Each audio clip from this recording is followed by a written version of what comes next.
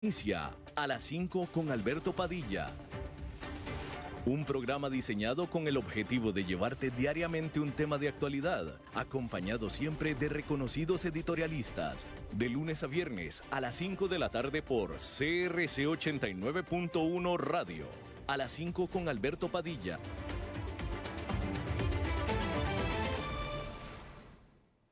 Saludos, bienvenidos a esta emisión de A las 5 con su servidor Alberto Padilla. Muchísimas gracias por estarnos acompañando. Gracias por estar ahí. Le mando cálidos saludos desde la señal y las instalaciones de CRC 89.1 Radio en San José, Costa Rica, desde donde estamos transmitiendo hasta el punto, en el tiempo y en el espacio en el que usted nos está escuchando, porque estamos saliendo en diferentes vías simultáneamente, por ejemplo, en Facebook Live, en la página de este programa, A las 5 con Alberto Padilla. Estamos disponibles en el canal de YouTube de este programa. Estamos en podcast en las principales plataformas para ello, como Spotify, Apple Podcast, Google Podcast y otras 5 importantes más. Aquí en Costa Rica, este programa que sale en vivo en este momento a las 5 de la tarde se repite todos los días a las 10 de la noche aquí en CRC 89.1 Radio. En esta ocasión me acompaña como usualmente tratando de controlar los incontrolables el señor David Guerrero, y la producción general de este programa, siempre poderosa, desde Bogotá, Colombia, a cargo del señor Mauricio Sandoval. Hay que comenzar informándole que la Comisión Europea levantó cargos en contra de la gigante tecnológica estadounidense Microsoft por haber roto, violado sus leyes antimonopolio. La Comisión Europea dijo que esta empresa estadounidense había ganado ventaja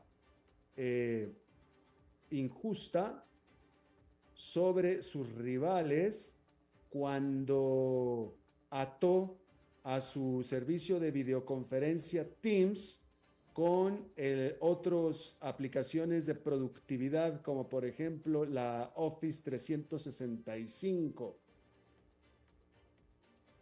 Con esta determinación, Microsoft podría recibir una multa o podría estar destinada a pagar como multa el 10% de sus ingresos anuales globales, de acuerdo a la legislación europea, o también podría ser obligada a cumplir con esta reglamentación europea, presentando remedios, literalmente, impuestos por la Comisión.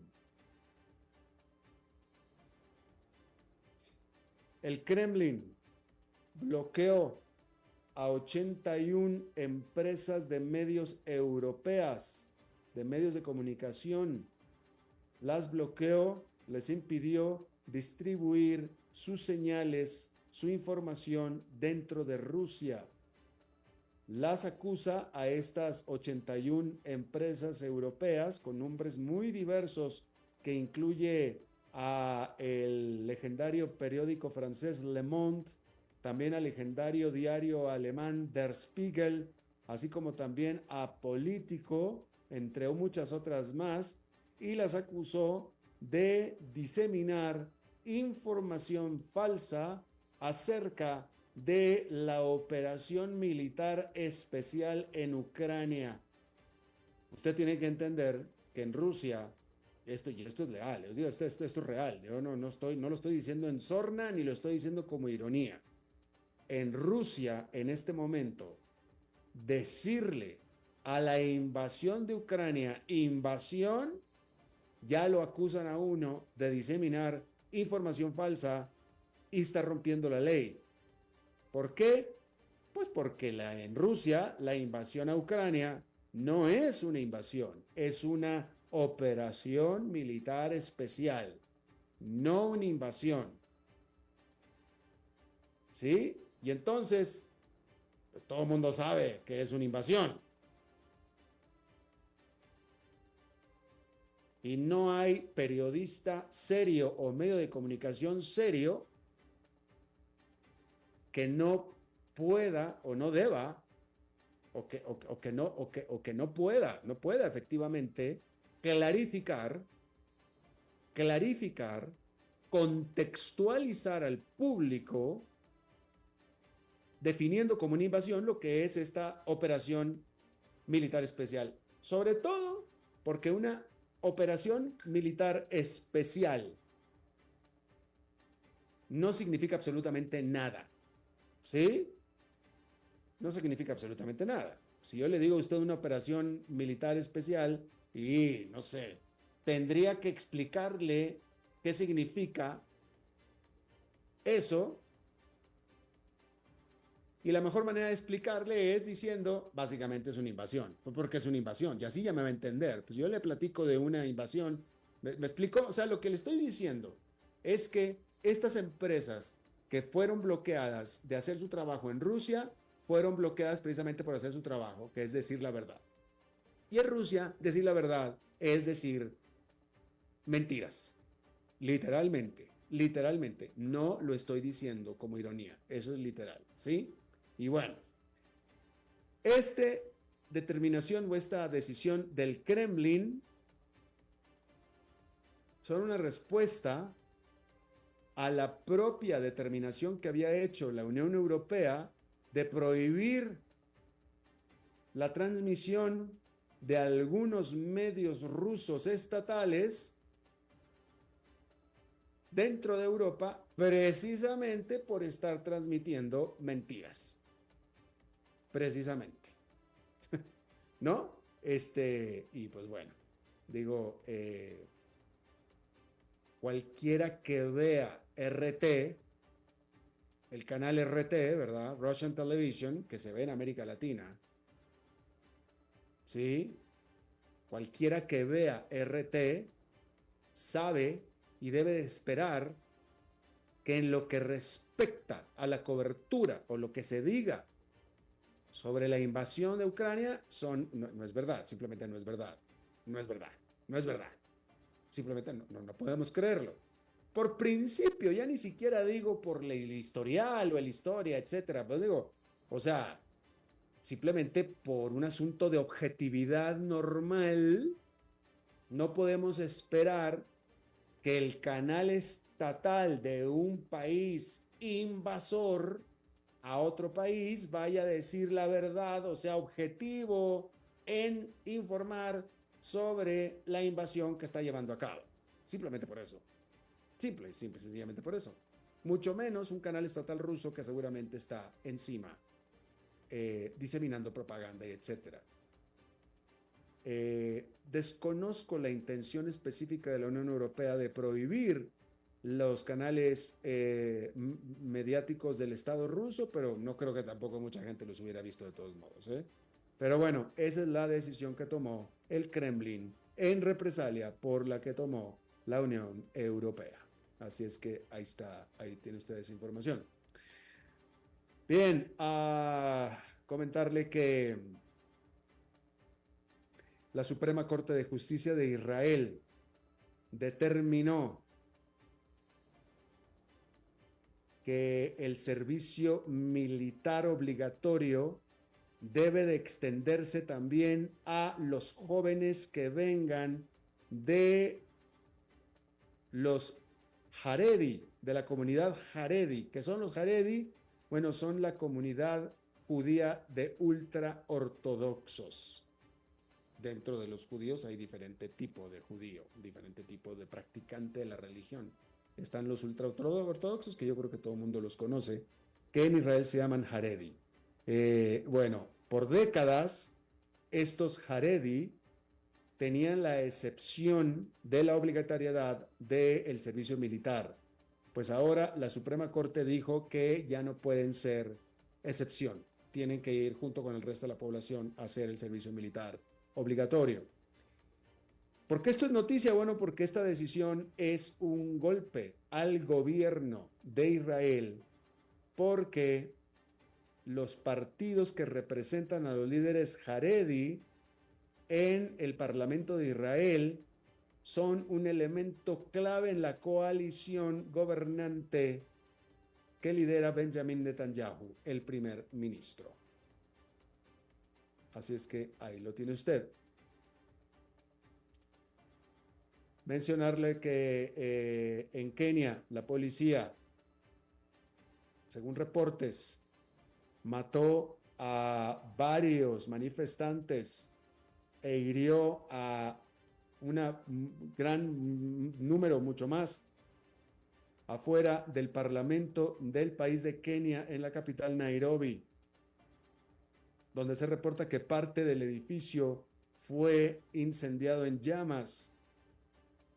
Todo esto después de que el Parlamento aprobó un muy controvertido plan o presupuesto del gobierno, en el cual se incluye aumentar impuestos por más de 2.000 millones de dólares, incluyendo un aumento del impuesto al valor agregado al 16% al pan, y también imponer un aumento de impuestos del 25% al aceite vegetal.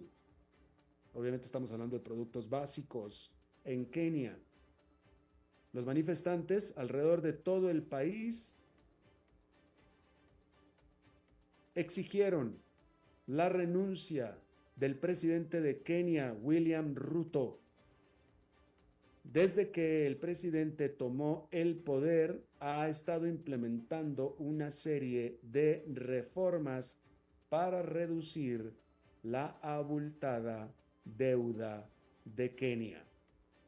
Y bueno, es que ese es el problema de dejar la disciplina fiscal, que eventualmente alguien la tiene que arreglar.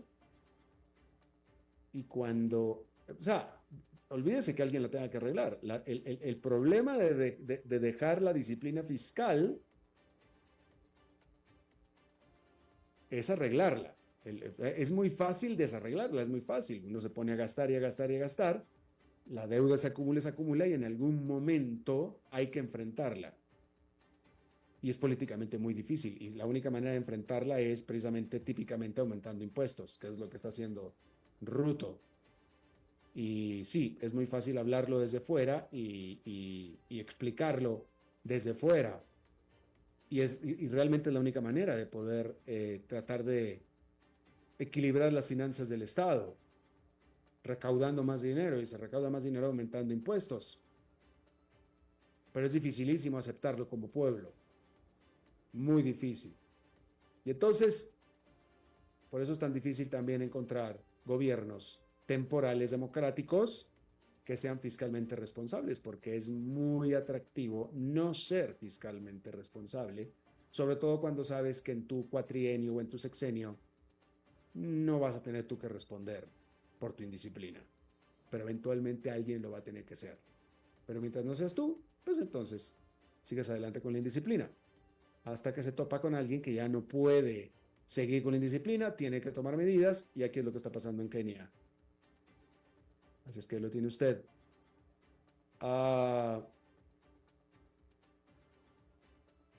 Mencionarle que la Corte Criminal Internacional emitió órdenes de arresto en contra de 2 oficiales rusos.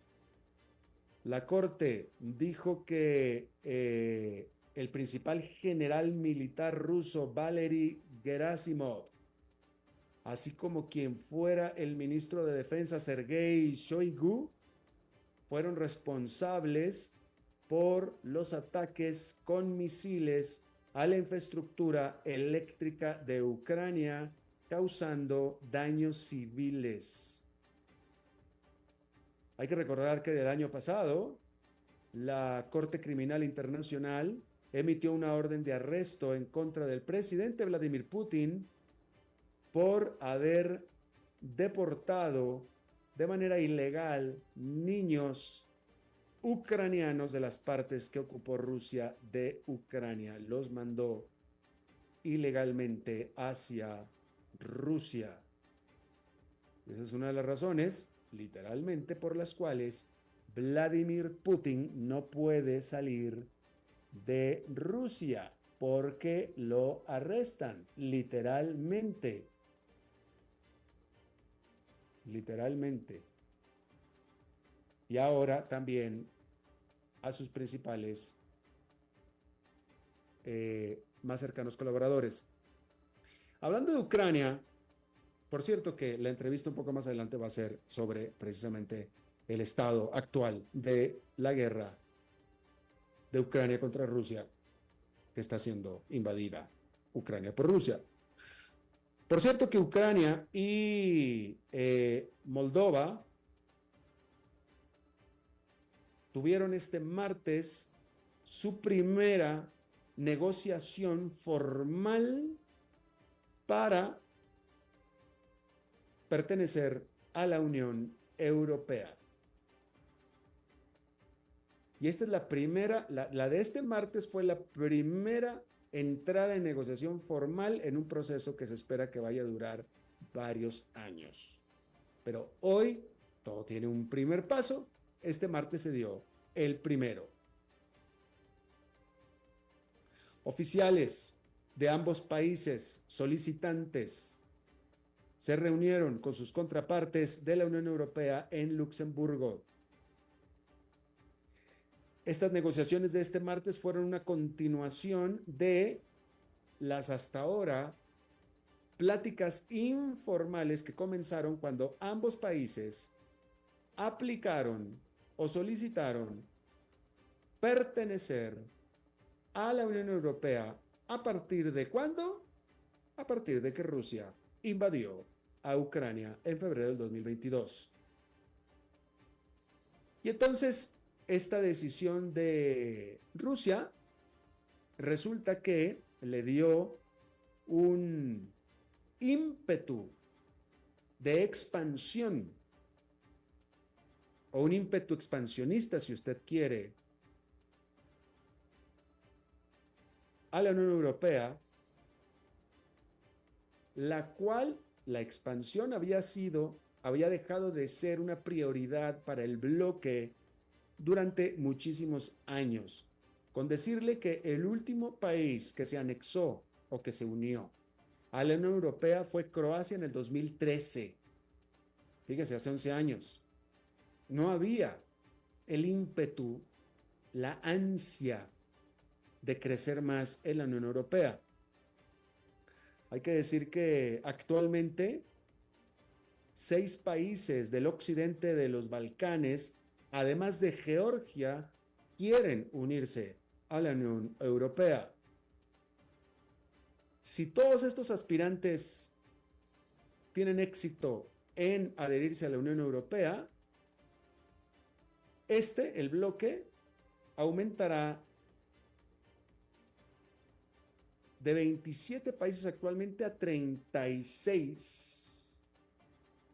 Sin embargo, no todos tienen garantizada la adhesión. No nada más es que quieran, sino hay que poder, que es diferente, porque el convertirse en miembro de la Unión Europea requiere adoptar todas las reglas de la Unión, que incluso países que no están en guerra tienen muchos problemas para poder cumplir. Y cada paso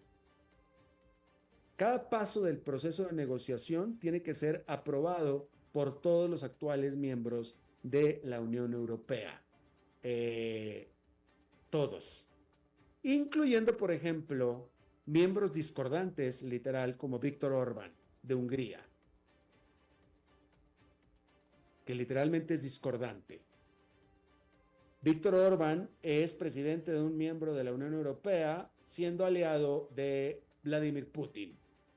Entonces le está dando problemas a todo el mundo.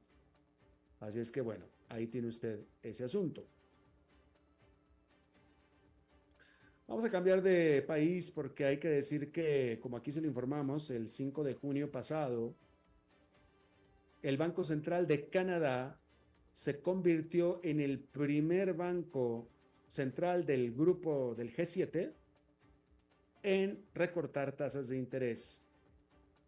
El Banco Central de Canadá redujo su tasa de interés referencial al 4,75%, viniendo del 5%, y así dio por terminado el ciclo de ajuste que comenzó en marzo del 2022, en el cual la tasa referencial subió justamente hasta el punto del 4,75%.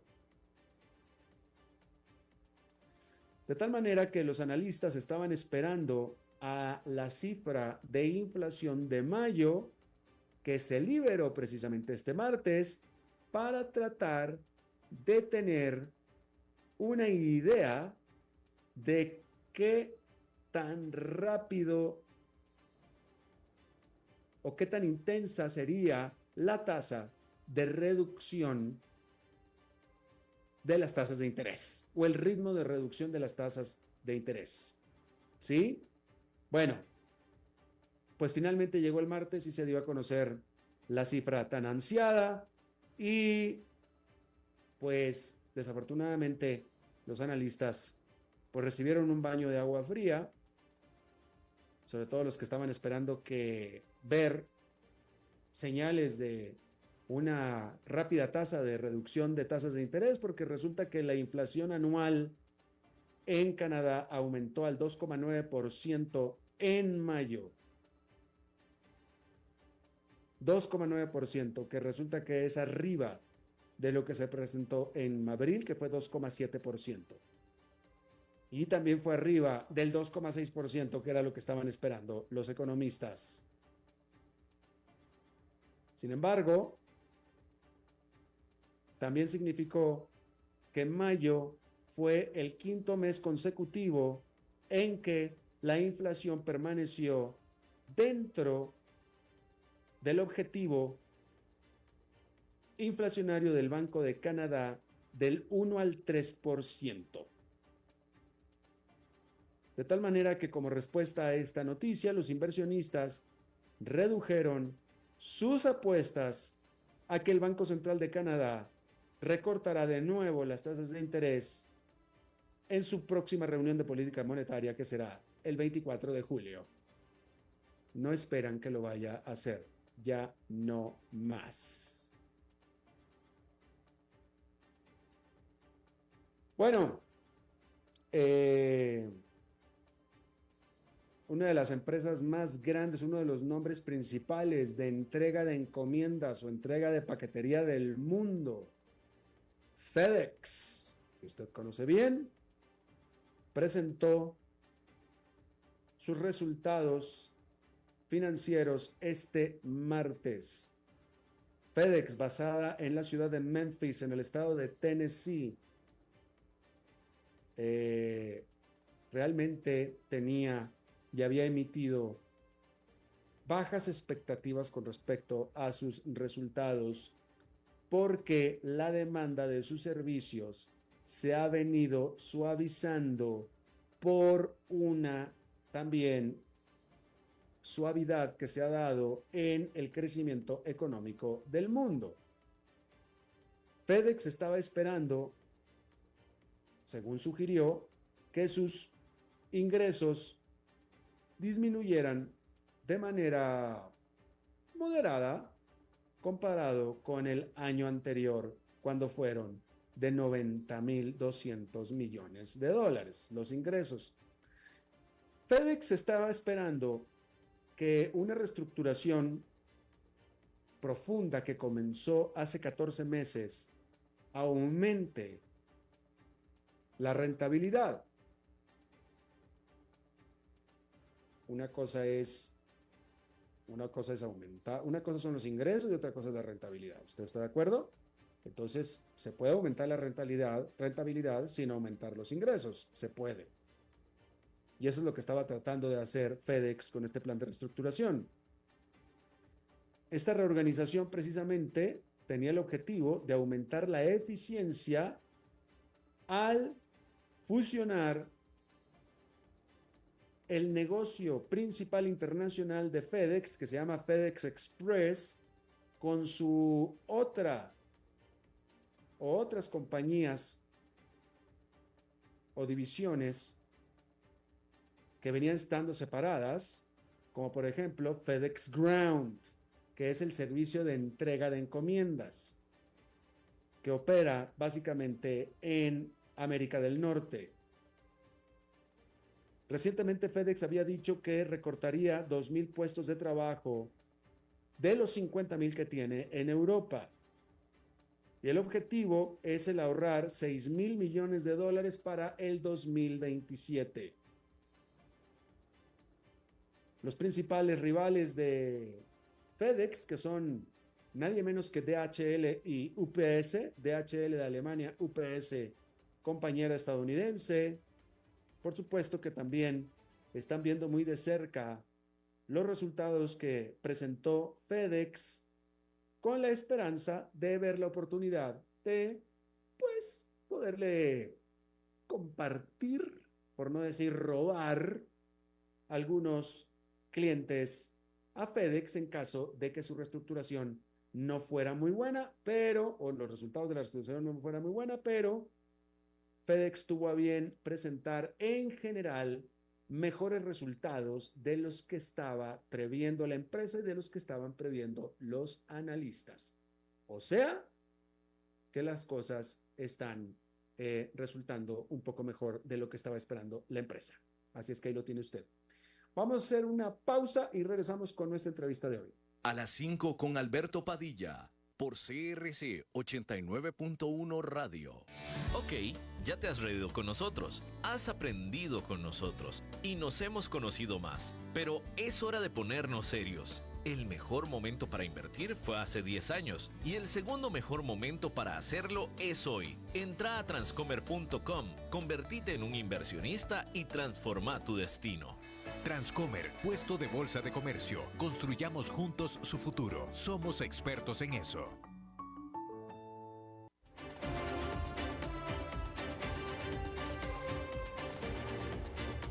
Seguimos escuchando a las 5 con Alberto Padilla.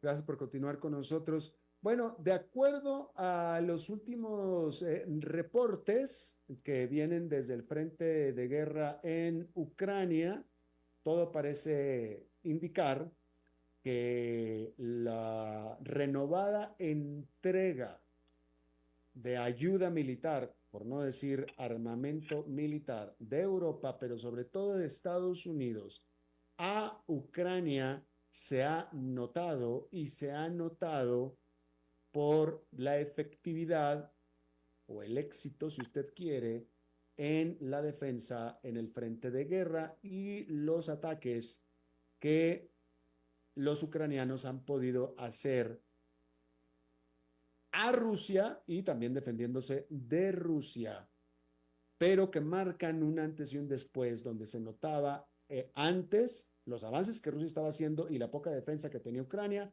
a diferencia de ahora, los avances que la propia Ucrania está teniendo o la manera de defenderse que los ucranianos están teniendo, y también las denuncias venidas desde Rusia de ataques que Ucrania ha estado haciendo, donde Rusia dice, y no tenemos por qué dudarlo, que lo ha estado atacando con misiles proveídos por Estados Unidos.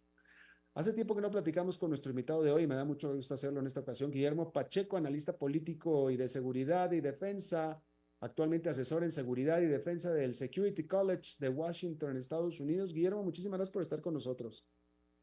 Alberto, buenas tardes. Es un gusto siempre compartir contigo. Gracias. Primero que nada, una cosa, son dos cosas aquí. Primero que nada, efectivamente, Estados Unidos o el gobierno de Estados Unidos recibió la autorización, la luz verde para poder mandar de nuevo armamento a Ucrania, y después vino la autorización expresa del presidente Joe Biden a Ucrania de poder utilizar misiles estadounidenses para atacar a objetivos dentro de Rusia, que eso es lo que Rusia se ha estado quejando. Pregunta, efectivamente, esta renovada entrega de armamentos está causando una diferencia para Ucrania? Mira, yo no creo que todavía la esté ocasionando digamos, de largo alcance, porque todavía lo que Occidente le da, principalmente Estados Unidos, no es todavía de sus misiles más poderosos. Sí, obviamente, lo que está teniendo ahora Ucrania es un mayor nivel de capacidad y de alcance a lo que pudo haber tenido antes, y es lo que se está quejando Putin. ¿Y de qué se está quejando Putin?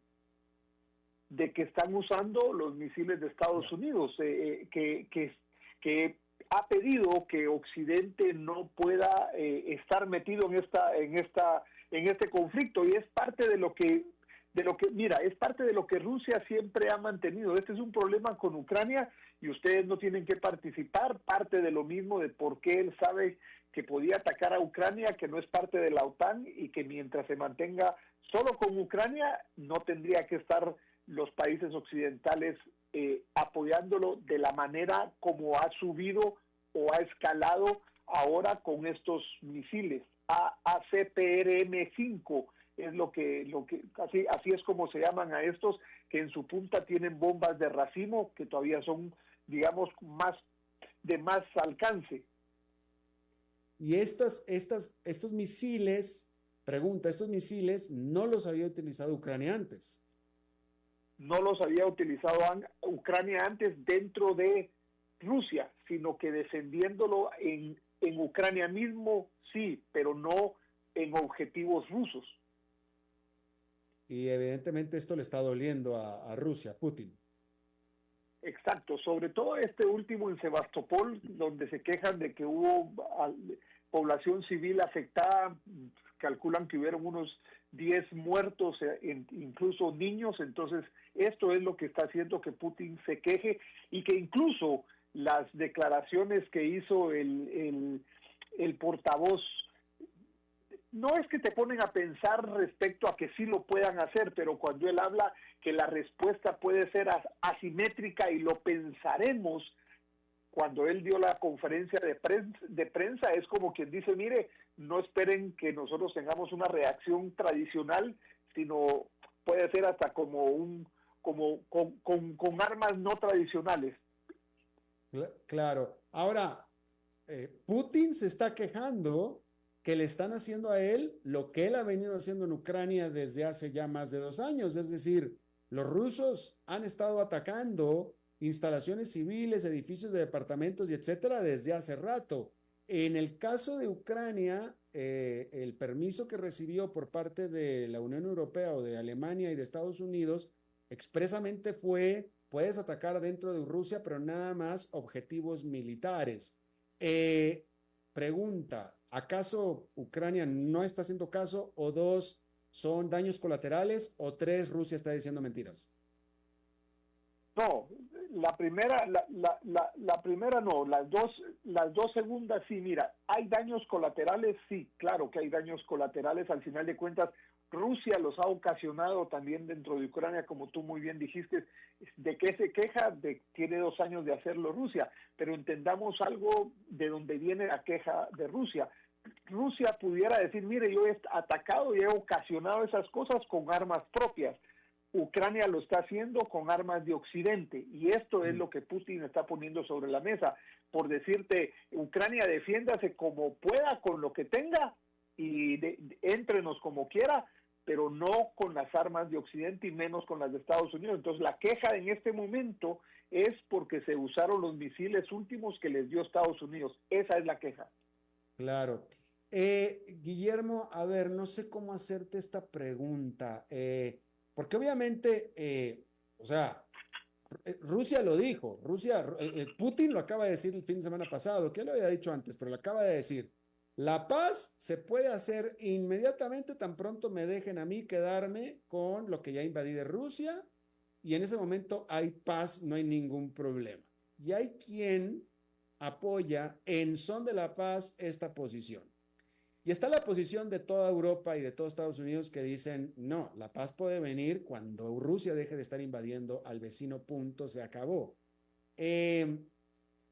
Bajo el argumento de que el permitirle a Putin quedarse con su vecino, con parte de su vecino, siente un mal precedente para cualquier otro en el futuro que pretenda hacer lo mismo.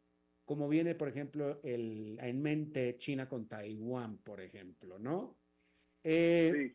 Entonces, la pregunta difícil para ti es, en lo que significa el Realpolitik, ¿qué es lo más sensato, lo más apropiado? ¿Quién se acerca más a la razón?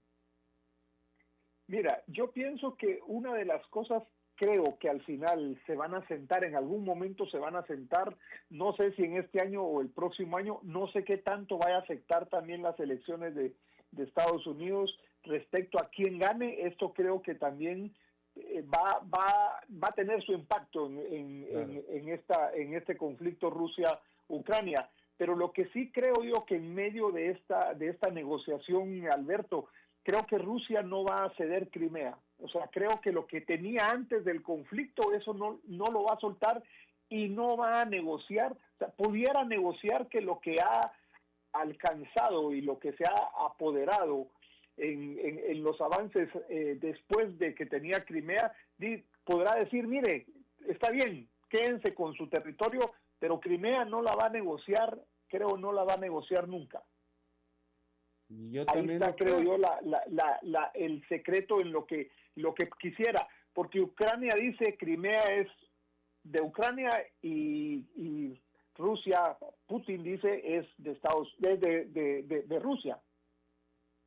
Claro, sí, sí, sí, y aparte de alguna manera, en la práctica totalmente, ya habían permitido a Rusia quedarse con Crimea, ya lo Con había hecho Crimea. desde el 2014 y ya lo habían dejado salirse con la suya. Bajo el entendimiento, Guillermo, me parece a mí, y esta es pregunta para ti, bajo el entendimiento general de que cuando hizo eso Rusia de quedarse con Crimea, efectivamente Crimea era reconocida por todo el mundo como un activo estratégico para Rusia, demasiado importante. Claro, porque esa era es su salida al mar Negro y era para ellos un punto muy, muy, muy estratégico. Entonces, por Claro. eso lo que te mencionaba de que esto no lo van a negociar, o sea, para ellos sigue siendo Crimea estratégico en su salida al Mar Negro y lo que ellos pueden seguir teniendo en su relacionamiento a partir de ahí con el Asia Pacífico. Claro. Guillermo, Putin dice y alega, y quien apoya a Putin también, dentro de Estados Unidos, quien apoya a Putin alega que Putin tenía y tiene el derecho de hacer lo que hizo porque no podía confiar en Estados Unidos, porque se siente amenazado por Estados Unidos y por la OTAN, por el historial de la OTAN de invadir y atacar países, etcétera, y que con toda razón Putin tenía todo el derecho a sentirse amenazado.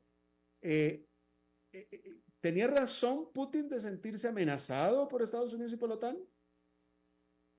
Fíjate que sí, Alberto, a partir del 2014, donde se puede, por decir así, le ceden para evitar mayor problema el tema de Crimea, una de las cosas que queda en este acuerdo es evitar la entrada de Ucrania a la OTAN. O sea, la única por decirlo así, decisión que tomó Putin en eso para pedir es no entren a Ucrania a la OTAN. Ese es el pedido que se hizo. Y para mí creo que fue de parte de Occidente, de parte de los Estados Unidos, sobre todo de la OTAN, una insistencia que para mí no valía la pena. Al final de cuentas creo que esto va a acabar y Ucrania no va a ser parte de la OTAN, es mi expectativa, no va a ser parte de la OTAN, porque ese es otro de los temas en la negociación. Ucrania no va a ser parte de la OTAN, máxime si tú te das cuenta ahora, los países que eran neutrales, los países bálticos, en medio de esto, que también yo creo que era parte de lo que Estados Unidos y la OTAN querían provocar, los países que eran neutrales ahora son parte de la OTAN. O sea, esto le pone una mayor presión a Putin y no va a ceder entonces con Ucrania para que Ucrania sea parte de la OTAN. Entonces sí, para mí, él sí ha sentido desde hace 2-3 años una amenaza, y por eso es que no es que uno le dé la razón en cuanto al ataque y cómo lo ha hecho, pero sí en cuanto a el fondo de defender el hecho mismo de que Ucrania no puede ser parte de la OTAN en relación a los acuerdos que se hicieron hace 10 años. Claro. Dime una cosa, esta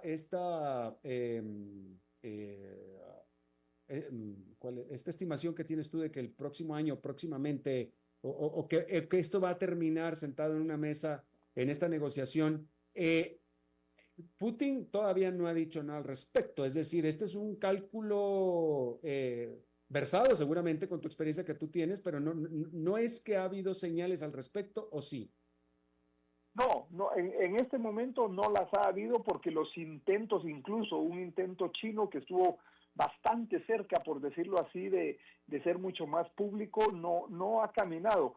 Yo tengo, por eso te mencionaba el año entrante, porque si gana Biden, esto va a continuar. O sea, Biden, la política exterior y de defensa de esta administración hace de que ellos tengan un interés mayor. Pero si te das cuenta también, Alberto, la OTAN, previendo que gane Donald Trump, Estados Unidos ya no tiene ahora la palabra final en la OTAN respecto al uso de las armas, sino que previendo la ganancia de Donald Trump, ellos tomaron la OTAN para sí esta directiva en cuanto a que no es ya Estados Unidos, sino que es la OTAN misma. O sea que si Donald Trump se pone en el mismo concepto en la política exterior de que la OTAN tome el control de lo que se tiene que tomar, ellos ya se adelantaron previendo a esto. Pero aún así, el presidente Donald Trump, y cuando uno mira algunos de los documentos que ya se están trabajando respecto a su política exterior, de que él insiste en que este conflicto acabaría muy rápido si él gana. Claro. Última pregunta, Guillermo. La semana pasada, Vladimir Putin visitó a Kim Jong-un, él personalmente en Pyongyang, en Corea del Norte, explícitamente para pedirle armamento. ¿Hasta qué punto esta es una señal de que efectivamente le está faltando armamento a Rusia? Sí, mira, es evidente cuando Putin sabía y empieza este conflicto, él sabía que no iba a poder tener o a competir, por decirte así, la ayuda que podía llegarle a Ucrania, entendiendo una cosa: su déficit fiscal, eso le estaba disminuyendo los presupuestos a defensa. Sabía que él iba a ser limitado en el corto mediano plazo, y me parece que lo que también ha recibido de China, no oficialmente, el acercamiento a Corea del Norte, está justamente en eso. O sea, él necesita también una ayuda como lo ha necesitado Ucrania para poder seguir manteniendo este control de lo que tiene y tratar de seguir manteniendo la disuasión hacia Ucrania, porque si no se va a quedar sin armamento. Ya. Guillermo Pacheco, analista político y de seguridad y defensa, perteneciente actualmente al Security College de Washington, Estados Unidos. Te agradezco muchísimo tu buena disposición a charlar con nosotros. A ti, Alberto, que estés muy bien. Gracias por la oportunidad. Gracias a ti. Y bueno, siendo martes, vamos a pasar a nuestro segmento de los martes con nuestro buen amigo y colega Fernando Francia. Mi querido Fernando, ¿cómo estás? ¿Qué tal? Un gusto saludarte, Alberto. Espero estés muy bien. Ya con el invierno sobre nosotros, sin duda. Y no sé si celebraste ayer casi que un triunfo de la selección nacional contra Brasil. Ese fue noticia de titular mundial, el desempeño excepcional de el equipo de la selección de Costa Rica, que, bueno, pues podemos hablar toda la tarde del asunto, pero fue espectacular que no se hayan dejado meter un solo gol por parte de una máquina de hacer goles que es el actual equipo de Brasil. Sí, la selección más joven de la Copa, Costa Rica, y la selección más millonaria, que es Brasil. Unos muchachitos en contra de varias de las figuras más goleadoras de todo el mundo y vaya defensa. Tremendo, tremendo. Bueno, pero bueno, son noticias de la semana, y la noticia de hoy, que yo no siempre toco las noticias del día, pero bueno, hoy tocó la reciente noticia de la liberación de Julian Assange, fundador de Wikileaks, marca un punto de inflexión significativo en la lucha por la libertad de prensa y el derecho a la información. Es un tema complejo, pero más significativo fue realmente el ejercicio periodístico y de información que vimos difundirse en 2010 en los 6 periódicos globales El País de España, de New York Times y muchos otros, The Guardian de Inglaterra y varios otros, 6 periódicos globales.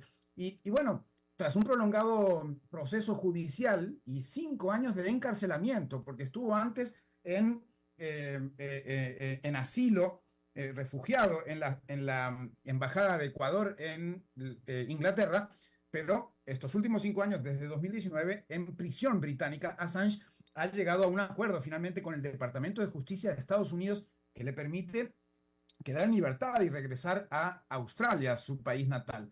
Queda un sabor agridulce, eso sí, por la culpabilidad de Assange, pero también pues por la liberación. Assange se ha declarado culpable de violar la ley de espionaje estadounidense por la publicación de documentos militares y diplomáticos clasificados. Esto fue en 2010. Ese acuerdo incluye una condena que se da ya por cumplida por el tiempo que pasó en prisión en Reino Unido. La figura de Assange ha sido siempre divisiva, es decir, lo odian o lo aman, ¿no? Eh, para algunos es un héroe que expuso la corrupción y los abusos del poder en el gobierno estadounidense, mientras que para otros es un villano que puso en riesgo la seguridad nacional, también estadounidense. Sin embargo, más allá de estas percepciones, el caso de Assange ha resaltado cuestiones fundamentales sobre el papel de los medios de comunicación en una democracia y la protección de los derechos humanos. Las revelaciones más importantes e impactantes de Wikileaks incluyen Collateral Murder en 2010, un video de un ataque aéreo en Bagdad que mató a civiles y periodistas. Una cosa increíble de ver, lo debe recordar la audiencia. Los diarios de guerra de Afganistán, también en 2010, que expusieron víctimas civiles, colaboraciones encubiertas con los talibanes. Los registros de la guerra de Irak, también en 2010, que detallaron torturas y abusos. Los cables diplomáticos de Estados Unidos, más de 250.000 cables que mostraron la diplomacia secreta y la hipocresía política de Estados Unidos con el resto del mundo, además. Y los Guantánamo Files de 2011, que revelaron evaluaciones injustas de los detenidos en esa cárcel en Cuba de Estados Unidos. La publicación de estos documentos por parte de Wikileaks en 2010 reveló información crucial sobre las guerras de Irak y Afganistán, así como cables diplomáticos que expusieron la hipocresía y las maniobras políticas de muchos gobiernos. Estos documentos, miles, unos fueron 400.000 documentos, otros 250.000 documentos, proporcionaron al público, a la gente, a ustedes, a mí, una visión sin precedentes de las operaciones internas del poder y reforzaron el argumento de que la transparencia es esencial para una democracia de verdad, en serio, funcional. ¿Podrían los periodistas seguir informando sobre asuntos de interés público sin temor a represalias legales después de todo este episodio de Assange y el Departamento de Justicia de Estados Unidos? ¿Dónde se traza la línea entre la protección de la seguridad nacional y el derecho del público a saber? La decisión de liberar a Assange también ha sido impulsada por una campaña internacional de apoyo que incluyó a miles de activistas, miles de periodistas, miles de defensores de derechos humanos y políticos de diversos países. Y esta movilización global destacó la importancia de la solidaridad en la defensa de los derechos fundamentales y demuestra que la presión política y pública puede influir en decisiones judiciales y políticas. Pero cuidado con eso porque siempre es complejo. En última instancia, la liberación de Julian Assange debe ser vista como un recordatorio de la importancia de defender la libertad de prensa y el derecho a la información. En una época en la que la transparencia y la rendición de cuentas son más cruciales que nunca, el caso Assange subraya la necesidad de proteger a quienes se atreven a revelar la verdad, incluso frente a grandes riesgos personales. Hola, hola. Alberto. Ahí estás, discúlpame, terminaste. Terminé. Ah, Bueno, importante el día de hoy, marca un final de una gran novela, ¿no? Que podría ser una película. definitivo, una pregunta, Fernando. No sé si tú estás de acuerdo. Lo que pasa es que hay quien diferencia a Assange. A ver, no, es que no quiero parecer que estoy de un lado o del otro, pero déjame, me voy más atrás. ¿Te pareció a ti que la prensa de Estados Unidos, los medios de comunicación de Estados Unidos, se unieron con las denuncias y las denuncias de estar atacando la libertad de expresión que tanto estaba pregonando Julian Assange. ¿Te pareció que se unió la prensa de Estados Unidos o la prensa de Estados Unidos se permaneció como distante a esto?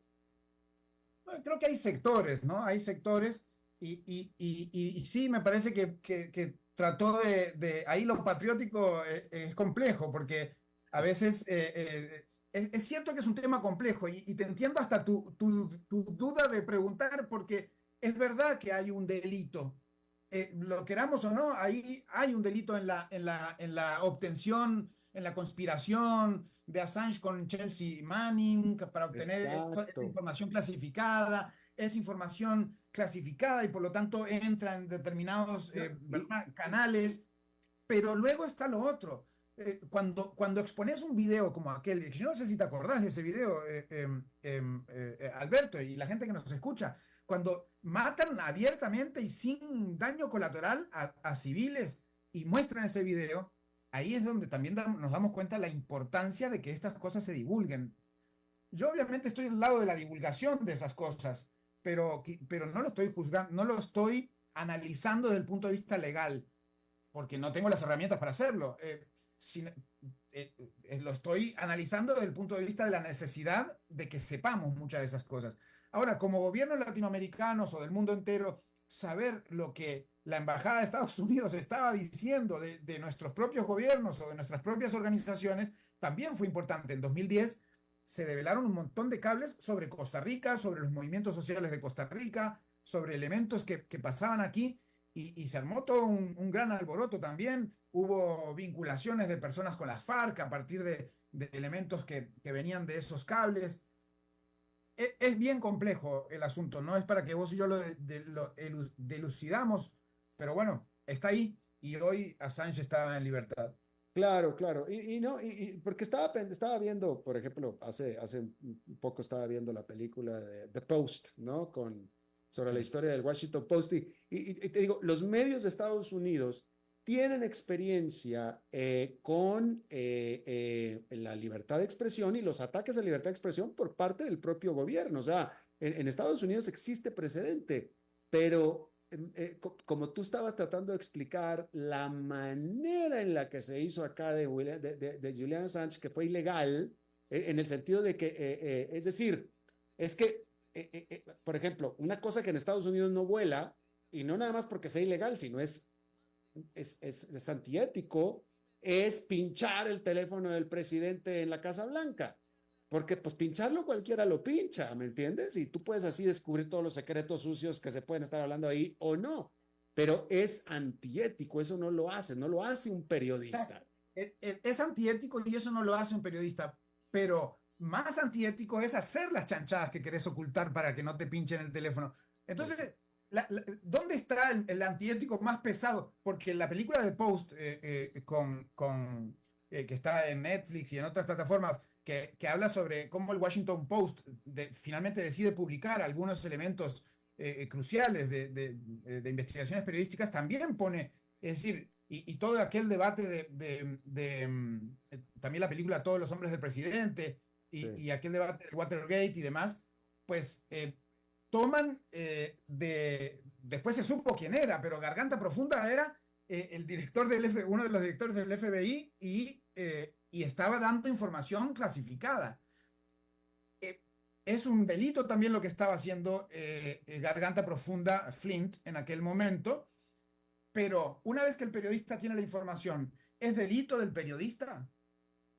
Ese también es uno de los puntos, Claro. digamos, porque alguien saca los cables de todo el sistema informativo y se lo pasa a un periodista. Por ejemplo, perseguirá la justicia estadounidense a El País, a The New York Times, a The Guardian y a varios y a los otros periódicos que conformaron los 6 periódicos que al mismo tiempo, el mismo día, con una cuestión orquestada, salieron con esta información a la luz pública.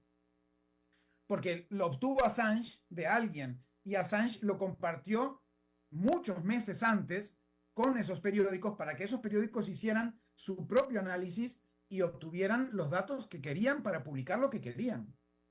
Entonces, bueno, hay muchísima tela que cortar, Alberto, porque realmente es un tema apasionante. ¿En dónde están? Al final es el mismo tema de siempre. ¿En dónde están los derechos y las libertades, los deberes, ¿verdad? Los derechos míos y los derechos tuyos? Si somos vecinos, puedo hacer yo ruido, tengo derecho yo a hacer ruido, pero vos tenés derecho a poder descansar, ¿verdad? Entonces, ese lugar donde se traslapan derechos, delitos y demás, siempre será un espacio complicado de analizar. Definitivo y desafortunadamente con muy poco tiempo para discutirlo. Mi querido Fernando Francia, como siempre, muchísimas gracias como cada martes. Un abrazo grande, hasta la próxima, Alberto. Hasta la próxima, mi querido Fernando. Y bueno, eso es todo lo que tenemos por esta emisión. Muchísimas gracias por habernos acompañado. Espero que termine su día en buena nota, en buen tono, y nosotros nos reencontramos en 23 horas. Que la pasen muy bien. A las 5 con Alberto Padilla fue traído a ustedes por Transcomer, puesto de